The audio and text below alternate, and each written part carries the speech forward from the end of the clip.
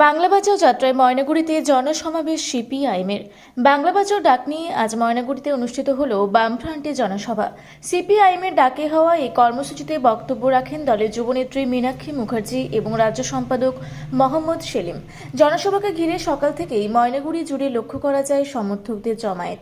সমাজ থেকে বক্তারা রাজ্যের বর্তমান পরিস্থিতি, মানুষের গণতান্ত্রিক অধিকার, কর্মসংস্থানের অভাব, মূল্যবৃদ্ধি ও সামাজিক নিরাপত্তা নিয়ে তীব্র ভাষায় আক্রমণ শোনান। কেন্দ্র ও রাজ্যের শাসকদলের বিরুদ্ধে জনগণের স্বার্থ উপেক্ষার অভিযোগ তোলা হয়। বক্তৃতায় উঠে আসে বাংলার সংস্কৃতি, ভাষা ও মানুষের অধিকার রক্ষার অঙ্গীকার। মানুষের ভোটাধিকার ও গণতন্ত্র রক্ষার প্রশ্নে আকস্মিক লড়াই চলবে। সাধারণ মানুষের দৈনন্দিন সমস্যাকে সামনে রেখে বিকল্প রাজনীতির রূপরেখা তুলে ধরা হয়। জনসভা থেকে আগামী দিনে আরও বৃহত্তর আন্দোলনের ডাক দেওয়া হয়। উল্লেখ্য, সিপিআইএমের পক্ষ থেকে বাংলা বাঁচাও যাত্রা রাজ্যের বিভিন্ন প্রান্তে সংগঠিত হচ্ছে। তারই অঙ্গ হিসেবে আজকের এই জনসভা অনুষ্ঠিত হলো ময়নাগুড়িতে।